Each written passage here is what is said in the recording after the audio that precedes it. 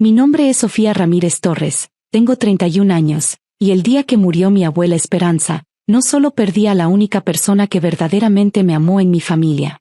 Descubrí hasta qué punto mis hermanos estaban dispuestos a traicionarme por dinero. Crecí como la diferente en la familia Ramírez. Mientras mis dos hermanos mayores, Alberto y Fernando, estudiaron carreras prestigiosas, Derecho y Administración de Empresas respectivamente, yo elegí Pedagogía Especial. Quería trabajar con niños con autismo, enseñar a quienes más lo necesitaban. Para mi madre, Cristina, esa decisión fue la confirmación de que yo era la hija fracasada. Una maestra de educación especial había dicho con desprecio durante la cena familiar cuando anuncié mi elección de carrera a los 18 años. Sofía, con las conexiones de esta familia podrías haber sido cualquier cosa. Y elegiste eso. La única que me defendió fue mi abuela Esperanza, una mujer de 83 años que había construido un pequeño imperio de bienes raíces en Querétaro durante 50 años. Viuda desde joven, había criado sola a 3 hijos, mi madre Cristina, mi tío Roberto, y mi tía Carmen, mientras administraba propiedades y construía un patrimonio considerable. Mijita, me había dicho abuela con sus manos suaves tomando las mías, lo que tú haces tiene más valor que todos los títulos universitarios del mundo. Enseñas amor, paciencia, humanidad. Eso es lo que importa. Durante 13 años, abuela fue mi refugio. Cuando mi familia me excluía de reuniones importantes, ella me invitaba a su casa para tomar té y contarme historias de su juventud. Cuando mis hermanos se burlaban de mi modesto salario de maestra, ella me recordaba que la riqueza real no estaba en cuentas bancarias. Pero hace 6 meses, abuela sufrió un infarto masivo. Murió tranquila en su casa, rodeada de sus pertenencias amadas, pero sin mí. Yo estaba en un congreso de educación especial en Guadalajara cuando recibí la llamada.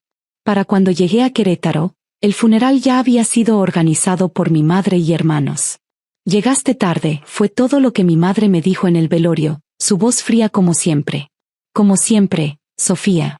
Demasiado ocupada con tus niños especiales para estar aquí cuando la familia te necesitaba. Estaba trabajando, respondí con voz quebrada. Si me hubieran avisado antes. Te avisamos con tiempo suficiente, Alberto interrumpió, ajustando su corbata cara. No es nuestra culpa que hayas priorizado un trabajo insignificante sobre la familia. Enterramos a abuela un martes lluvioso. Yo lloré sola en la parte trasera del cementerio mientras mi familia socializaba con gente importante bajo carpas elegantes. Nadie se acercó a consolarme. Nadie pareció notar mi dolor. Una semana después, recibí citación del notario para la lectura del testamento. Mi madre y hermanos ya estaban allí cuando llegué, vestidos formalmente, sus rostros mostrando apenas contenida anticipación. El notario público número 14, el licenciado Vargas, era un hombre de 60 años con expresión seria. Abrió el sobretestamentario con formalidad ritual. El testamento de la señora Esperanza Torres, viuda de Ramírez, fue redactado hace 3 años y... Hizo una pausa, frunciendo el ceño. Parece haber una discrepancia. ¿Discrepancia? Mi madre se inclinó hacia adelante. ¿Qué tipo de discrepancia? Hay 2 versiones del testamento en nuestros archivos. Una de hace 3 años, y otra supuestamente actualizada hace 6 meses. Ambas con firmas que aparentan ser de la señora Torres. Alberto intercambió una mirada rápida con Fernando. Algo en ese intercambio me heló la sangre. Bueno, Alberto habló con su voz de abogado, controlada y segura. Claramente el testamento más reciente es el válido. Es procedimiento estándar. El notario revisó ambos documentos cuidadosamente. El testamento de hace 3 años divide los bienes equitativamente entre los 3 nietos, Alberto, Fernando y Sofía, con porciones iguales de propiedades, inversiones y cuentas bancarias. Mi corazón dio un vuelco. Abuela me había incluido igualmente. Me había recordado, me había amado. Sin embargo, el notario continuó, este segundo testamento, fechado hace 6 meses, redistribuye completamente. Alberto Ramírez recibe 40%, Fernando Ramírez recibe 40%, y Sofía Ramírez recibe. Hizo una pausa, 20,000 pesos como compensación final. El resto del patrimonio se divide entre los 2 hermanos mayores. El silencio fue ensordecedor. 20,000 pesos. De un patrimonio que fácilmente valía 15 millones entre propiedades, inversiones y ahorros. No, susurré. Abuela nunca haría eso. Ella me amaba. Sofía, mi madre habló con falsa compasión que no disfrazaba su satisfacción. Mamá estaba muy decepcionada de ti en sus últimos años.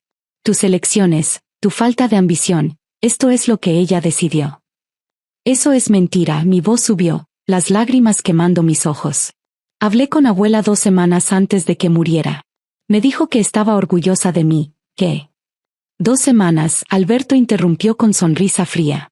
Este testamento es de hace 6 meses, Sofía. Las cosas cambian. Las personas cambian de opinión sobre hijas que las decepcionan consistentemente. Me puse de pie tan violentamente que mi silla cayó. Ustedes hicieron esto. Falsificaron ese testamento. Abuela nunca. Cuidado con las acusaciones, Fernando me advirtió, su tono amenazante. Difamación es un delito serio. Y nosotros tenemos los abogados para probarlo. El notario levantó una mano. Señores, por favor. Dada la discrepancia, el procedimiento estándar es que el juez de sucesiones revise ambos documentos. Hasta entonces, todos los bienes permanecen congelados. ¿Cuánto tardará eso? Mi madre exigió. Depende de la carga de trabajo del juzgado. Generalmente, varias semanas o meses. Salí de esa notaría temblando de rabia impotente. En el estacionamiento, escuché a mis hermanos hablando, sin darse cuenta de que yo estaba cerca detrás de un auto. ¿Crees que sospeche? Fernando preguntó en voz baja. ¿Y qué si sospecha? Alberto respondió con confianza arrogante. No tiene dinero para contratar peritos. Nosotros tenemos el testamento firmado, sellado ante notario. Pagamos bien para que se viera perfecto. Mamá dijo que el juez de sucesiones es amigo de papá. Aprobará todo sin problema. Exacto. En 2 meses, todo esto será nuestro. Y Sofía quedará con sus 20,000 pesos y su patética carrera de maestra. Se rieron. Mis hermanos se rieron sobre cómo habían falsificado la voluntad de nuestra abuela muerta para robarme mi herencia. Esa noche, por primera vez en años, llamé a mi tío Roberto. Él era el hijo menor de abuela, el que se había distanciado de la familia después de divorciarse de su esposa hace una década. Trabajaba en el sistema judicial en algún lugar. Nunca había prestado mucha atención a los detalles durante reuniones familiares apresuradas. Sofía. Sonó sorprendido cuando contesté. Pensé que tu madre les había prohibido a todos hablar conmigo. Tío Roberto, necesito ayuda. Mamá y mis hermanos, creo que falsificaron el testamento de abuela. Hubo un silencio largo. Luego, con voz que no le había escuchado nunca, preguntó, ¿tienes acceso a los documentos? ¿Alguna prueba? Tengo copia del testamento, nuevo. Y grabé a Alberto y Fernando confesando que pagaron para falsificarlo. ¿Grabaste? Soltó una risa corta, casi incrédula. Sofía, envíame todo. Cada documento, cada grabación. Y necesito que confíes en mí. ¿Puedes hacer eso? Sí, pero tío, ellos tienen abogados caros, conexiones. Sofía, me interrumpió suavemente, hay cosas sobre mí que tu madre nunca te contó. Cosas que ella prefiere que la familia no sepa porque le avergüenzan. Envíame todo esta noche. Y no menciones esta conversación con nadie. Especialmente no con tu madre o hermanos. Envié todo esa noche, documentos escaneados, la grabación de audio, fotografías de correos electrónicos que había encontrado en la computadora de mi madre donde discutían manejar la situación de la herencia. 2 semanas después, recibí notificación oficial. El caso había sido trasladado a revisión especial del juez de sucesiones debido a irregularidades graves detectadas en documentación testamentaria. La audiencia sería en 10 días. Llamé al tío Roberto. ¿Qué significa esto? Significa que ve a esa audiencia. Llega temprano. Y prepárate para ver a tu familia muy sorprendida. El día de la audiencia llegué al juzgado de sucesiones de Querétaro 1 hora antes. Era un edificio imponente, todo mármol y columnas, diseñado para intimidar. Mi madre y hermanos llegaron 30 minutos después, acompañados de 3 abogados en trajes que probablemente costaban más que mi salario mensual.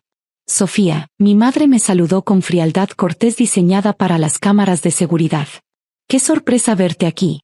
Pensé que habrías aceptado tu situación para ahora. Nunca aceptaré que falsificaran la voluntad de abuela, respondí en voz baja pero firme. Alberto se rió. Cuidado, hermanita. Esas acusaciones pueden ser costosas. Y tú no puedes pagar abogados como los nuestros. La secretaria del juzgado nos llamó. Caso RH 2024-873, sucesión de Esperanza Torres, viuda de Ramírez. Pasen por favor. Entramos a una sala formal. El estrado estaba vacío, pero había otro juez presente tomando notas, evidentemente un observador para garantizar transparencia. Me senté sola en un lado mientras mi familia ocupaba el otro con su equipo legal. Todos de pie, anunció el secretario judicial. Presidiendo esta audiencia especial de sucesiones, el honorable juez Roberto Ramírez Torres. El tiempo se congeló. Vi la confusión cruzar los rostros de mis hermanos mientras procesaban el apellido. Vi a mi madre literalmente perder color, su piel volviéndose cenicienta. Y entonces entró mi tío Roberto. Pero no era el tío Roberto que yo recordaba de reuniones familiares casuales hace años. Este era el juez Roberto Ramírez Torres, vestido con toga judicial, llevando 15 años de experiencia en derecho sucesorio en su postura. Su cabello gris perfectamente peinado, sus lentes reflejando las luces del techo, su expresión absolutamente neutral mientras tomaba asiento en el estrado elevado. Buenos días, su voz resonó con autoridad que hacía vibrar las ventanas. Este tribunal ha convocado audiencia especial debido a irregularidades críticas detectadas en el caso de sucesión testamentaria de mi madre, Esperanza Torres, viuda de Ramírez. Se detuvo, dejando que la palabra madre se asentara en el aire como bomba. Antes de proceder, debo declarar para el registro que soy hijo de la causante y por lo tanto tengo interés familiar en este caso. Normalmente, esto requeriría mi recusación.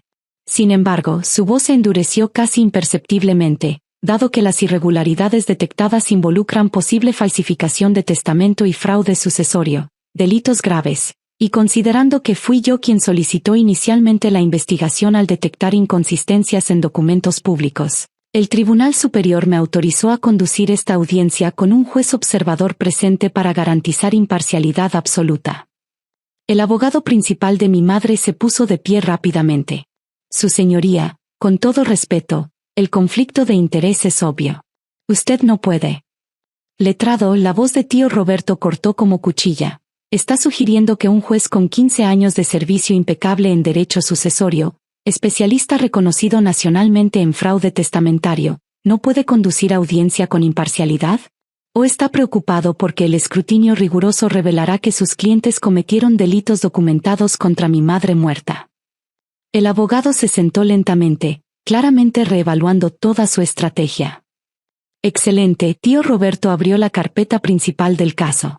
Ahora, revisemos exactamente qué tenemos aquí. 2 testamentos. Uno de hace 3 años, debidamente registrado, donde mi madre dividía su patrimonio equitativamente entre sus 3 nietos. Y otro, supuestamente de hace 6 meses, donde inexplicablemente desheredaba casi completamente a su nieta menor. Hizo una pausa, revisando documentos con expresión inescrutable. Lo primero que noté al revisar estos documentos fue la firma. Mi madre tenía Parkinson avanzado en sus últimos años. Su firma de hace 3 años muestra el temblor característico de la enfermedad. Pero esta firma, de hace 6 meses. Levantó el documento, es sorprendentemente firme. Casi perfecta. Como si alguien hubiera copiado una firma antigua antes de que la enfermedad progresara. Vi a Alberto palidecer ligeramente. Entonces contraté a 3 peritos calígrafos independientes, tío Roberto continuó. Los 3 llegaron a la misma conclusión. La firma en el testamento, reciente, es falsificación. Una falsificación buena, pero falsificación al fin. La presión del trazo, el ángulo de escritura, la velocidad, todo inconsistente con la progresión documentada del Parkinson de mi madre. Sacó varios informes periciales, distribuyéndolos. Pero la evidencia más condenatoria es esta. El testamento, nuevo, fue supuestamente firmado el 15 de marzo de hace 6 meses. Según registros médicos del Hospital General de Querétaro, Mi madre estuvo hospitalizada del 10 al 20 de marzo con neumonía severa. Estaba sedada, intubada, completamente incapaz de firmar documentos legales. El silencio en la sala era absoluto. Letrado, tío Roberto se dirigió al abogado de mi familia. ¿Puede explicar cómo una mujer de 83 años, hospitalizada e intubada, firmó un testamento en la oficina de un notario? El abogado abrió la boca, la cerró, miró desesperadamente a mis hermanos en busca de respuesta que no llegó. Pensé que no, tío Roberto hizo una anotación. Ahora, hablemos de quién se beneficiaba de esta falsificación. Alberto y Fernando Ramírez, ambos con negocios fallidos en los últimos 2 años. Alberto, con deudas documentadas de 2.3 millones de pesos. Fernando, enfrentando embargo hipotecario. Sacó más documentos. Ambos necesitaban dinero urgentemente. Y ambos sabían que bajo el testamento legítimo, tendrían que compartir equitativamente con su hermana. Entonces, ¿qué hicieron? Fabricaron un testamento nuevo que les daba 80% del patrimonio y reducía a Sofía a insignificante limosna. Eso es especulación. Alberto finalmente explotó, poniéndose de pie violentamente. No tiene pruebas de que nosotros. No tengo pruebas. Tío Roberto presionó un botón en su laptop. La voz de Alberto llenó la sala de corte, clara como cristal desde altavoces ocultos. ¿Crees que sospeche? ¿Y qué si sospecha? No tiene dinero para contratar peritos. Nosotros tenemos el testamento firmado, sellado ante notario. Pagamos bien para que se viera perfecto. Vi el color drenar completamente del rostro de Alberto. Vi a Fernando agarrar el brazo de su hermano, ambos en pánico visible. Esa grabación, tío Roberto explicó con calma glacial, fue proporcionada por mi sobrina Sofía, quien tuvo el buen sentido de documentar la confesión completa de sus hermanos. Confesión que incluye admisión explícita de haber pagado por falsificación testamentaria. Se quitó los lentes, mirando directamente a mis hermanos. Esto constituye fraude testamentario, falsificación de documento público, y conspiración para cometer fraude. Bajo el Código Penal de Querétaro, estos son delitos graves con penas de 5 a 10 años de prisión. Mi madre finalmente habló, su voz temblorosa. Roberto, por favor, son tus sobrinos, tu familia. ¿Familia? La voz de tío Roberto subió por primera vez, mostrando emoción real. ¿Familia, Cristina? Tú me excluiste de la familia hace 10 años cuando me divorcié porque te avergonzaba. No me invitaste al funeral de mamá. No me notificaste cuando murió hasta después del entierro. Y ahora quieres que invoque, familia, para proteger a tus hijos criminales. Se puso de pie, su presencia llenando toda la sala. Aquí está mi determinación judicial. El testamento fechado hace 6 meses es nulo por falsificación documentada. El testamento legítimo de hace 3 años es válido y será ejecutado completamente. El patrimonio de Esperanza Torres, viuda de Ramírez, será dividido equitativamente entre Alberto, Fernando y Sofía Ramírez, 1/3 para cada uno. Golpeó el martillo una vez. Adicionalmente, Alberto Ramírez y Fernando Ramírez enfrentarán cargos criminales por fraude testamentario, falsificación de documento público, y conspiración. Una orden de congelamiento inmediato se aplica a todas sus cuentas para prevenir disposición de activos. No puedes hacer esto. Fernando gritó, lágrimas de pánico corriendo por su rostro. Somos tu familia. No puedes destruirnos. Tío Roberto lo miró con expresión de hielo absoluto. No los estoy destruyendo yo. Ustedes se destruyeron solos cuando decidieron falsificar la última voluntad de su abuela. Cuando decidieron robarle a su hermana. Cuando usaron mi sistema judicial como herramienta para cometer fraude. Se volvió hacia el juez observador. ¿Encuentra usted alguna irregularidad en mi conducción de esta audiencia? El juez observador, un hombre mayor con expresión seria, habló por primera vez. Ninguna, su señoría. Su análisis fue meticuloso, imparcial, y basado completamente en evidencia documentada. Esta es una de las audiencias más profesionalmente conducidas que he presenciado. Gracias, tío Roberto asintió. Luego me miró directamente por primera vez. Señorita Ramírez, lamento profundamente que haya tenido que pasar por esto. El patrimonio que legítimamente heredó de su abuela le será entregado completamente según la voluntad verdadera de ella. Adicionalmente, el Estado compensará sus gastos legales dado que fue víctima de fraude criminal. No pude contener las lágrimas. Años de ser excluida, humillada, tratada como menos que mis hermanos, todo validado finalmente. No por venganza, sino por justicia. Tío Roberto golpeó el martillo nuevamente. Los acusados tienen derecho a defensa, a apelar, a contratar representación legal. Pero lo que no tienen es derecho a escapar de consecuencias por profanar la memoria de mi madre. Audiencia pospuesta por 30 días para permitir investigación criminal completa. Se levanta la sesión. Mientras los abogados intentaban controlar el pánico de mis hermanos, mientras mi madre sollozaba ruidosamente sobre vergüenza familiar, salí de esa sala sintiendo como si un peso de décadas hubiera sido finalmente removido de mis hombros.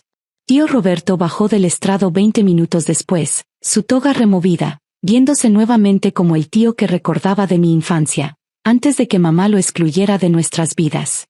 Tío. No pude encontrar palabras adecuadas. Me abrazó, y por primera vez en años, me sentí verdaderamente protegida por familia. Tu abuela me llamó 2 meses antes de morir, dijo en voz baja. Me contó que tus hermanos estaban presionándola para cambiar el testamento, que tu madre la estaba manipulando. Me pidió que te cuidara si algo pasaba. Le prometí que lo haría. ¿Por qué nunca dijiste nada? ¿Por qué dejaste que mamá te excluyera? Porque tu madre es mi hermana mayor y siempre fue controladora. Después de mi divorcio, decidió que yo era vergüenza familiar, y me cortó completamente. No me invitó al funeral de mamá porque sabía que yo haría preguntas incómodas sobre el testamento. Pero subestimó algo importante. ¿Qué? Que yo no solo soy su hermano menor. Soy juez de sucesiones con acceso a todos los registros testamentarios del Estado. Y cuando vi aparecer ese segundo testamento en el sistema con fecha sospechosa, supe inmediatamente que algo estaba mal. 4 meses después de juicio completo donde presentaron toda la evidencia, los peritajes, las grabaciones, los registros médicos, Alberto y Fernando aceptaron acuerdo con la fiscalía para evitar prisión completa, 2 años de cárcel con suspensión condicional, 5 años de probation, antecedentes criminales permanentes, y orden de restitución completa. Más importante que el castigo legal fue el social. En Querétaro, donde la familia Ramírez había sido respetada por generaciones, la noticia de que habían falsificado testamento de su propia abuela destruyó completamente su reputación. Los negocios de mis hermanos colapsaron cuando clientes se retiraron. Mi madre se mudó a otra ciudad, incapaz de soportar la vergüenza. Yo recibí mi tercio legítimo del patrimonio de abuela, 2 propiedades rentables, inversiones valuadas en 5 millones de pesos, y acceso a las cuentas de ahorro que abuela había mantenido específicamente para sus nietos. Pero el regalo más valioso no fue el dinero. Fue recuperar a mi tío Roberto. Pasamos los siguientes meses conociéndonos verdaderamente por primera vez. Él me contó sobre su carrera judicial, sobre casos que había visto, sobre cómo el derecho sucesorio era su pasión porque protegía las últimas voluntades de personas que ya no podían defenderse. Tu abuela era la única que me apoyó cuando me divorcié, me dijo una tarde mientras tomábamos café en su departamento de Ciudad de México. Había sido transferido allí después del caso para evitar conflictos futuros. Cuando tu madre decidió que yo era vergüenza, mamá me dijo, Roberto, la dignidad no está en mantener matrimonios muertos. Está en vivir con honestidad. Nunca la olvidé. ¿Crees que ella sabía? ¿Que mis hermanos intentarían esto? Lo sospechaba. Por eso me llamó, por eso me pidió que te cuidara específicamente. Mamá siempre vio más de lo que la gente creía. Sabía que tus hermanos estaban desesperados por dinero, que tu madre los había mimado hasta creer que merecían más que tú. Usé parte de mi herencia para abrir un centro de educación especial en Querétaro, algo con lo que había soñado durante años pero nunca había podido financiar. Lo nombré Centro Esperanza, en honor a mi abuela. Tío Roberto vino a la inauguración, orgulloso y sonriente. Esto, dijo mientras observaba niños con autismo jugando en las instalaciones nuevas, maestros especializados trabajando con paciencia infinita, esto es lo que mamá hubiera querido. No dinero guardado en bancos, sino su legado creando algo hermoso que ayuda a otros. 2 años después, durante la Navidad, recibí carta inesperada de mi madre. Era breve, formal, pero contenía algo que nunca pensé que escucharía de ella. Una disculpa. Sofía, no espero tu perdón. Lo que hice, lo que permití que tus hermanos hicieran, fue imperdonable. Pasé 2 años en terapia tratando de entender cómo llegué a ese punto. Cómo valoré dinero y estatus sobre integridad y amor. Tú siempre fuiste la mejor de nosotros, y yo te castigué por ello. Lo siento. Le mostré la carta a tío Roberto. ¿Crees que es sincera? No lo sé, respondió honestamente. Pero eso es decisión tuya, no mía. El perdón es proceso personal. No tienes que apresurarte. No respondí la carta inmediatamente. Necesitaba tiempo para procesar, para sanar completamente. Pero guardé la carta, y eso era algo. Una tarde de primavera, 3 años después de la audiencia, estaba en el Centro Esperanza observando a uno de mis estudiantes, un niño de 8 años con autismo severo, finalmente pronunciar su primera palabra completa después de meses de trabajo. Sus padres lloraron de alegría. Yo lloré con ellos. Esa noche, llamé a tío Roberto para contarle sobre el progreso del niño. ¿Sabes qué es irónico?, le dije. Mis hermanos pensaron que el dinero de abuela era lo más valioso que ella podía dejar. Pero lo más valioso fue la lección que me enseñó, que el verdadero legado no está en propiedades o cuentas bancarias. Está en cómo usamos lo que tenemos para hacer del mundo un lugar mejor.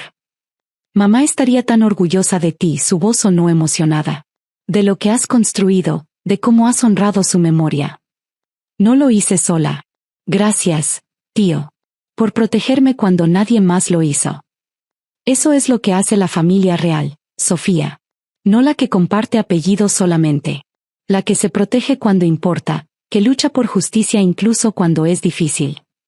Años después, cuando estudiantes del Centro Esperanza gradúan y van a escuelas regulares, cuando padres me abrazan agradecidos por haber ayudado a sus hijos a comunicarse por primera vez, cuando veo el legado tangible de lo que abuela construyó transformado en algo que cambia vidas, entiendo completamente lo que ella quiso todo el tiempo. Mis hermanos aprendieron una lección que ninguna cantidad de dinero pudo comprar, que falsificar la última voluntad de alguien no solo es crimen contra la ley. Es crimen contra el amor, contra la memoria, contra todo lo que hace sagrados los lazos familiares. Y aprendieron algo más, que cuando intentas usar el sistema judicial para robar, más vale que estés absolutamente seguro de que no estás robándole a la sobrina favorita del juez de sucesiones que dedicó su vida a proteger exactamente esas últimas voluntades que intentaste corromper. La ironía final fue perfecta. Los hermanos que me llamaron fracasada por elegir enseñar terminaron con antecedentes criminales y reputaciones destruidas. La hermana que supuestamente decepcionó a la familia usó su herencia legítima para construir algo que ayuda a cientos de niños. Y el tío que la familia excluyó por vergonzoso resultó ser el guardián de la justicia que protegió lo que realmente importaba: honrar la memoria de una mujer que construyó su fortuna para que sus nietos tuvieran mejor futuro. Todos sus nietos, no solo los que ella nunca conoció como criminales. A veces la justicia tarda. Pero cuando llega, restaura no solo bienes materiales, sino dignidad, verdad, y el legado de amor que ninguna falsificación puede destruir.